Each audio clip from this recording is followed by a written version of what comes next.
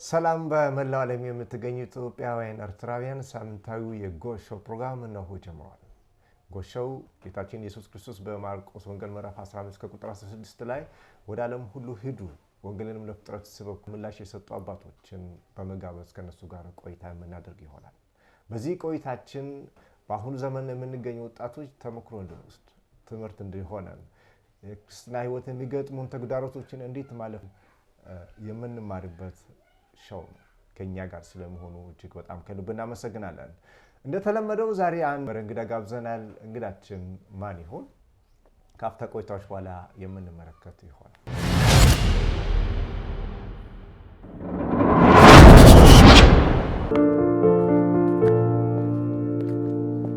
እንኳን ደህና መጡ። እንኳን ደህና ቆየ። ለተመልካቾቻችን እንግዲህ ራስዎትን አስተዋውቆ ብንጀምር። ወንጌላዊ ኤልሳ ኪቶ ይባላል። በአሁኑ ሰዓት ሰሜን ኦሞ ውስጥ ጎፋ ዞን ይባላል። ከጎፋ ዞን የተወለዱት? ከጎፋ ዞን የተወለድኩ። ልዩ ወረዳ ደግሞ ገዘ ቡልቂ ወረዳ ላይ ገዘ ቡልቂ ወረዳ ላይ ከዚህ ቀደም የመረት እዛ ቀበሌ እዛ ሆነው ልዩ ቀበሌ ደግሞ ቆተማ አቀራ የሚባል ቀበሌ እዛ ነው የተወለድኩት። ለቤተሰቡ ስንተኛ ልጅ ነበሩ? ለቤተሰቦቼ አምስተኛ ልጅ ነኝ። አምስተኛ ልጅ። ቤተሰቡ በጌታ ነበሩ? እንዴት ነው? አዎ፣ መጀመሪያ እኔን ከመውለድ በፊት በጌታ ናቸውና በጌታ እኔን ወልደው ሁሉ ደግሞ በጌታ ወደ ጌታ ሄዷል። እንዴት ኤልሳ ተባሉ? አባቴ በ1941 ዓመተ ምህረት ጎፋ ገብቶ ወንጌላውያን ወላይታ ወንጌላዊ ላንቃ ጉዳ ላሊሶ እና ወንጌላዊ አየለ አሊቶ ከሶዶ ዙሪያ ላንቃ ጉዳ ደግሞ ከሁምቦ ማህበር ጎፋ መጥተው አባቴን ያሳምናሉ። በ41 ዓመተ ምህረት 41 አሳምነው 42 አባቴን እነሱን መንገድ እያሳየ መሪ ሆኖ እየመራ ልክ 42ቱን እንደጨረሰ 43 ላይ አባቴ ድንገት ሳይታመም በሞት ተነጠቀ እና እነሱ አሁን አባቴን አስሮ አስቀምጦ አማኝ ብዙ ስለሌለ አንዳንድ ቀበሌ ላይ ያለው አማኝ ሰብስበው አማኞች መጥቶ የቅብር ስርዓት እንፈጽማለን በማለት አባቴን አስቀድሞ አማኞቹን ሰብስበው ቅብር ከማድረጋቸው በፊት ይሄ ሰው እናን ወንጌል የመራው መንገድ እያሳየ እና ወንጌላዊ ብለን አስበን ነበርና ጌታ ወስዷል።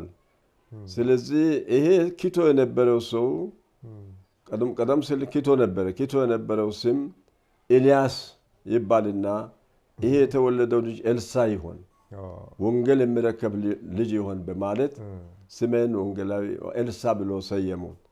ይሄ ደግሞ በ1943 ዓመተ ምህረት እኔ እንደተወለድኩ ስሜን በዛ ሰይሟል። በልጅነት ቆይታ ውስጥ የሚያስታውሱት ልጅ ትዝታው ካለው? ጌታ ቤት በርግጥ አባቴ ከሞት በኋላ እናቴ ጥቂት ጊዜ ከቆየች በኋላ መኖር አልቻለች። ልጆቹ ማሳደግ ስላልቻለች ወደ ሌላ ባል አገባች።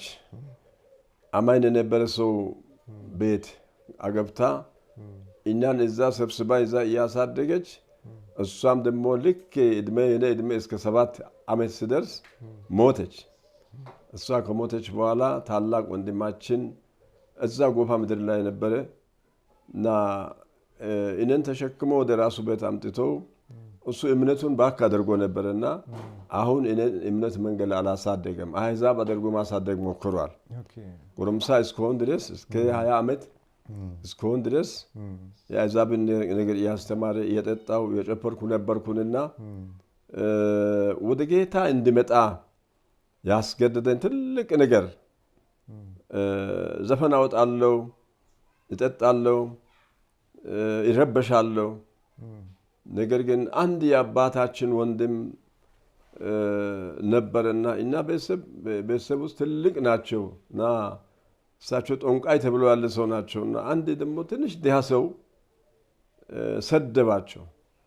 እናንተ ቅንቅን ናቸው ሰው አይደላቸውም ብሎ ስለሰደበ አንድ ቀን እኔን ጠሩና አንተ እና ቤተሰብ ውስጥ ጎበዝ ልጅ ነህ፣ ጠንካራ ልጅ ነህ፣ ይሄ ጎሾ የሚባል ሰው ቅንቅን ብሎ እናን ሰው ሰድቧልና ማታ እሱን ገለ ጉድጓድ ውስጥ ጨምር፣ ገደል ውስጥ ጨምር ብሎ ትልቅ ጠርሙስ አረቄ ለነሰጡ አረቀውን እየጠጣው ሁለት ጓደኞቹም ጠራው። አንዱ የአባቴ ወንድም ልጅ ነው፣ አንዱ ሌላ ሰው ነው። እነሱ ጋር ሁለት ጠርሙስ አረቄ ጠጥተን ከዋልን በኋላ ማታ ድንጋይ ሰብስበን ጩቤ ይዘን ጦር ይዘን ሰውየው ብቻው ነው የምኖረው፣ ሚስቱ የለች ሞታለች። እና ሰውየውን ቤት በድንጋይ ደብድበን እሱን ለመግደል ስንሄድ እሱ ቀደም ብሎ በቀዳዳ ወጥቶ ጦር አዘጋጅቶ እኔን አገኝቷል። እኔ በጣም ስለጠጣው ማየትም አልቻልኩምና ልክ ቅርብ መጥቶ እኔን ወጋው ሲል ወደዛ ለመሮጥ ሲባል እኔን ጠለፈና ጣለ። መጠጡ ነው ጣለው እሱ ፊት ላይ በላው ብሎ እሱ ሲል ሌላው ደግሞ እታች ያለው በድንጋይ እሱን ወግሮ መለሰ። እዛ ምክንያት እንግዲህ ሮጥን፣ ሁላችን ተበታተነ። ወደ ቤት ገባው። ነገ ጠዋት ስነሳ የኔ ጩቤ የኔ ጦር የኔ ማሳሪያ ሁሉ ወስዶ መቃብር ያለበት ወስዶ እየቆፈረ እኔ ልሳን ቀብሬያለሁ፣ ከዛሬ በኋላ ይሄ ሰው ተቀብሯል እያለ ህዝብ ሁሉ እየሰማ እንግዲህ እዛን ጊዜ ህግም ብዙ የለም፣ አስቸጋሪ ወቅት ነበረ። እና እንዲህ ካደረገ በኋላ አንድ ሳምንት መኖር እንዴት እንደቻልኩ አላውቅም። ጦንቃይ ቤት ሄዶ 7 ጦንቃይ ቤት ማርፌ አሰቅሏል። አንተ ትሞታለህ፣ አንተን ሞት ይጠብቃል የሚል በሰዎችም በድምፅም እየመጣ ሲዞርም ሲመላልስም ሲጠጣም አንተ ትሞታለህ የሚል ድምፅ የመጣ አሸነፈና ምንድነው እኔን የሚያድነው? በጦንቃይ ቤት ሄድኩ። ጦንቃዩ ደግሞ ታላቅ ወንድሜ ጋር ቂም አለ፣ ታላቅ ወንድሜ አንተ ላይ አዝኗል፣ ንስሐ ግባ፣ ሽማግሌ አምጥተህ እሱ ጋር ቡና አፈልታችሁ ታርቁ አለ። ዕለቱ ዓርብ ነበርና ወጥቼ ዓርብ ማታ ሽማግሌዎችን ሰበሰብኩ። እሱ ድንገት ቤት ውስጥ የለም፣ ሌላ ሚስት አገብቶ ነበር፣ ሌላ ቦታ አለ። ነገ ቅዳሜ ጠዋት እንደገና ሲመጣ እሱ የለውም። አሁን እኔን ሊገል ምናምን አንቋል፣ አስጨንቋል። እና ከዛ በኋላ ልክ 6 ሰዓት ላይ የሆነ ድምፅ መጣ። አንተ ኤልሳ አባቴ አምኖ በእምነት ሞቷል፣ እናቴ በእምነት ሞታለች፣ አንተ ወደ ጌታ አትመልስም ወይ የሚል ድምፅ መጣ። በዛን ጊዜ አማኝ ሰፈር ላይ የለም። እሺ እጄን ወደ እጆቼን ወደ ሰማይ ዘርግቼ በእኛ በጎፋይና ቋንቋ ነሃያ እያልኩ ዝማሬ ጀመርኩ። ወደቅኩ፣ ተንበርከኩ፣ ጸለይኩ፣ እጅ ሰጠው። በእኔ ላይ ያለው በእኔ ቤት ያለው የጣዖት ስራ ብረት፣ ትንቡሃ ምናምን ቤት ውስጥ ያለው ሁሉን አውልቄ በቆዳ አስሬ ገደል ውስጥ ጨመርኩ። በዛ ማታ እያለቀስኩ የጸለይኩ አድሬ ጠዋት እሁድ ቸርች ሲሄድ ቸርች ሰው ሁሉ እኔን አይቶ ደነገጠ። ይህ ልጅ እውነት መጥቷል ወይ? ለማመን ነው መጣው? ለመቀለድ ነው መጣው? ይህ ከባድ ልጅ አይደለም ወይ እያሉ ያለቀስኩ ነበርኩንና ለማመን ጌታን ለመቀበል የመጣ ሰው ካለ ተነሱ ከቃል መልእክት በኋላ ብሎ ወንጌላዊ ጥሪ ሲያደርግ እኔ ተነሳው። አንተ እኮ አባቴ በእምነት ነው እምነት ወልደሃልና ንስሐ ትገባለህ አለ ወንጌላዊ። እሺ በንስሐ ገባው። በዛን ጊዜ ጌታ ኢየሱስ ክርስቶስን እንግዲህ በ1967 ዓመተ ምህረት ጌታ ኢየሱስን አገኘው እና በዛን ጊዜ አገኝቼ የምኖርበት ቤትም የለም፣ ብቻዬ ትንሽ ጎጆ ቤት ሰርቼ ብቻዬ ነበር የምኖረው። አግብቼ እንዳልኖር የሚደገፍ ሰው የለም፣ አባት እናት የለኝም። አርሼ ቆፍሬ ምን እያደረኩ እየደከምኩ አንድ ጊዜ ፈረንጅ መንገድ ይሰራ አለ ቡልቂ ምድር ላይ ሚስተር ሃንተር የሚባል ፈረንጅ መንገድ ያሰራል ሲል እሱ ሰማው። ያንን ለመስራት መጣው። በወር ሰርቼ በቀን 1 ብር ከ8 ነበር ክፍያው። እሱን አግኝቼ በሱ ገንዘብ 5 ብር መጽሐፍ ቅዱስ ትልቁን ገዛው። መጽሐፍ ቅዱስን ከገዛው በኋላ በዚህ ልቤ ውስጥ አቅፌ አልተማርኩም፣ ንባብ አልችልም፣ ነገር ግን በማቀፍና በመሳም ጌታ ኢየሱስን አግኝቻለሁ እያልኩ ሲጸለይ በ1968 ዓመተ ምህረት መጽሐፍ ቅዱስ ትምህርት ቤት ገባው። የሚያስተምረኝ ስም አልነበረም። አንዴ እርሻ አርሳለሁ፣ አንዴ ይማራለሁ። እንግዲህ ከ68 እስከ 71 ትምህርት ቤት መጽሐፍ ቅዱስን እየተማርኩ 3ኛ ክፍል ስማር ቤተ ክርስቲያን ላይ ስደት መጣ። ቤተ ክርስቲያን ላይ ስደት መጥቶ ቤተ ክርስቲያን አፈረሰ። እናም ተባረደን። ወደ ቀበሌያችን ገባን። ቀበሌያችን ከገባን በኋላ በቃ ቤተ ክርስቲያን ሁሉ ተዘግቷል ሲባል የተዘጋ ቤተ ክርስቲያን ውስጥ እየጸለየን ህዝቡን እያጸናን ሌሊት እየሮጠን ምን እያደረገን ብዙ ወጣቶች ከነገር ያሉ ሁሉ ጥሎ ሲሄድ እኔ ሞትን ሞታለሁ በማለት ቀበሌ ላይ እየታሰርኩ እየተደበደብኩ ፍጹም ቀበሌው ሲያሸንፍ ከዕለታት አንድ ቀን ቤቴን ዘግቼ ወረቀት ጽፌ እኔ ለእናንተ አገሩን ትቻለሁ ብዬ መጽሐፍ ቅዱስንና የማታ ልብሴን ወስጄ በረሃ ገባው ብዬ በረሃ ሲሄድ 4 ብር ነበረ የመኪና ክፍያ። ቡና የጫነ ኤነተሬ ላይ ወጥቼ ሶዶ ገባው። አባባ ማርኪን ማጃ የሚባሉ ትልቅ ሰው ናቸው። እሳቸው ቤት እንደ ጥገኛ ሆነ ኖር መጽሐፍ ቅዱስን ልማር እምነትን ላጽና ብዬ ስሄድ እሳቸው መጽሐፍ ቅዱስ ትምህርት ቤት አሁን አልቋል ልጅ አይሆንም ይቤት አውጥቼ ምን እርሶ ጋር እንደው ልኖር ብዬ አይ መጽሐፍ ቅዱስ ትምህርት ቤት አሁን ተዘግቷል አንተ አይሆንም አሉ። ከዛ አውጥቼ አንድ ሰንቆ የሚባል ድሮ ጎፋ ለሚተዋወቅ ሐኪም ነበር እሱ ቤት ተጠጋው።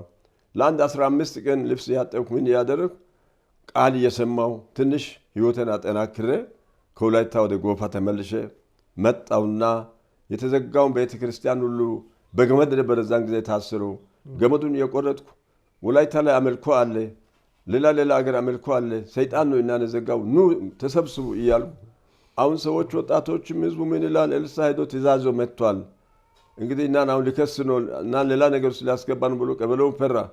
በዚህ አይነት አመልኮ ሲያስጀምር የወንጌል ጥሪ ውስጥ ላይ ጠብጠብ ያለ ልክ እንደ እብድ ሰው መሮጥ ጀመርኩ እና አውራጃው የዛን ጊዜ አውራጃ ይባላል። አውራጃው አንዳንድ መሪ ሽማግሌ ተሰብስበው መንግስት የማይደርስበት ዛኬሪ ወይዳ ዛኬሪ የሚባል ገደል ውስጥ አለ። ገደሉ ስብሰባ ተደርጎ ጾም ጸሎትና ስብሰባ ጊዜ ነበርና እነሱ ጋር እዛ እየመጣው እየሰራው ቤተ ክርስቲያኑን እያነቃቃው ሲሮጥ አንድ አባት እንደዚህ አለ።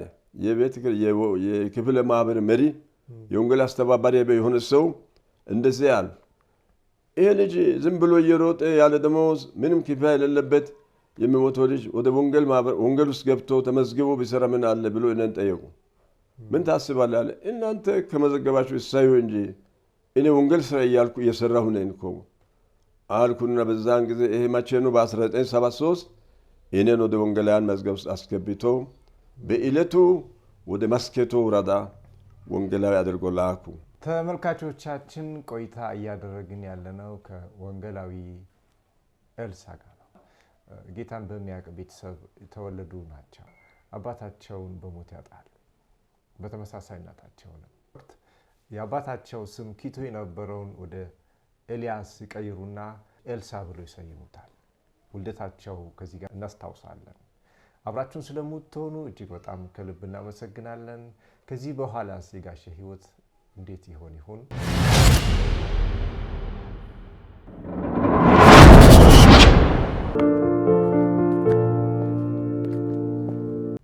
ስልኩ ምን አሉ? በጨለማ ውስጥ ትሄዳላችሁ፣ ደሞዝ የለም፣ ምን ሆናችሁ እንደምትኖሩ ያመናችሁ ጌታ እናንተን እሱ ይመገባችኋል ብሎ ላኩ። 7 ብር ነበር ኪስ ውስጥ የጨመሩኝ። መስኬቶ ላይ 73 ወንጌልን እየሰራው እየታሰርኩ እየተደባደብኩ 74 ቤተ ክርስቲያን ደግሞ ማህበር ሚስት ካላገባይ አገልግሎት አይመችም ሚስት አግባ አለ። አሁን ልዩ ፈተና ለኔ ሆነ። ሚስትን በምን ገንዘብ አገባለሁ? ምንም ገንዘብ የለኝም።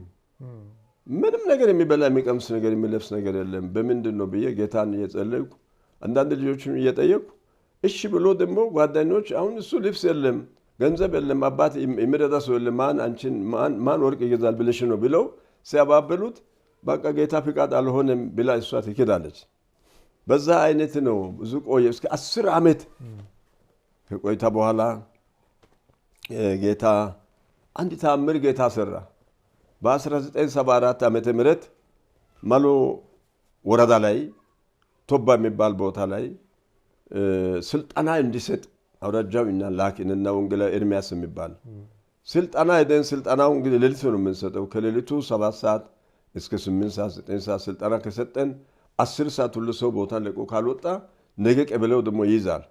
ስለዚህ ተደብቀን ነው የምንሰጠው ስልጣና። በዛ ስልጣና ላይ ሄደን ደክመን ካደረን በኋላ እኔና ወንጌላዊ ኤርሚያስ አንድምና ደክመናል፣ ከነጋ በኋላ እንሄዳለን ብለን ነክቶ ቡና ጠጥተን ስንወጣ 10 ሚሊሻዎች እናን ያዙ። ይዞ እንግዲህ የደበደቡ የመጡ ቶባ የሚባል ከተማ ማይዘል የሚባል ከተማ አወጡ። ነብጠና ብቻ ነበሩ። በቃ ገበያ ላይ ያዞራሉ፣ ይመታሉ። ከኔ ጋር የነበረው ወንጌላዊ ኤርሚያስ እጁ ተሰብሮ በብረት እንጨት ሲመቱ እጁ ተሰበረ። ቀበቶ ስጄ በራሴ ቀበቶ እሱን እጅ አስሬ እንዲያደርገ ጉዝጋዝ አንጥፌ አስተኝ ነው ቀበሌ ቤት ውስጥ። በዛ ቀን ሙሉ ማንም እናን ሳይጠየቅ ሳይኖ ዕለት ነበረ ስንውል። አንድ ትንሽ ልጅ አንድ ቢኮሌ አረቄ ጋር ላኩ። ይሄን አረቄ ከጠጣችሁ ዛሬ ታድራላችሁ አለዚያ አታድሩም ሞትን ትሞታላችሁ የሚል መልእክት ጉባኤው ለእኛ ላከ። በጌታ በኢየሱስ ክርስቶስ ስም አረቄ ለመጠጣት አልመጣንምና አረቄ መንፈስን በኢየሱስ መልሰናል ይዘህ ሂድ አለ ነው። ልጁ ይዞ ሄደ። ከዛ በኋላ ቄስ ጋራሶ የሚባል ሰው አንካሱን መስቀሉን ይዞ መጣና እናንተ ጴንጦች ውጡ ውጡ አለ። ወጣው። እኔ ሲወጣ አንተ ጓዳኛው የት ሄደ አለ። የኔ ጓዳኛ ደክሞ ተኝቷል። ምን ይደክማል? ዛሬ ማታ ትሞታላችሁ። ዛሬ ማታ ስጋችሁ፣ ነገ ጠዋት አሞራ ይበላችኋል። ዛሬ ማታ ጅብ ይበላችኋል። ሞት ይጠብቃችኋል አለ። እኔ እንዲህ አልኩት፣ እርሶ የእግዚአብሔር ሰው ኖት፣ እናም የእግዚአብሔር ሰዎች ነን። ዛሬ በእናንተ እጅ እንሞታለን። ከዕለታት አንድ ቀን እርሶም ይሞታሉ።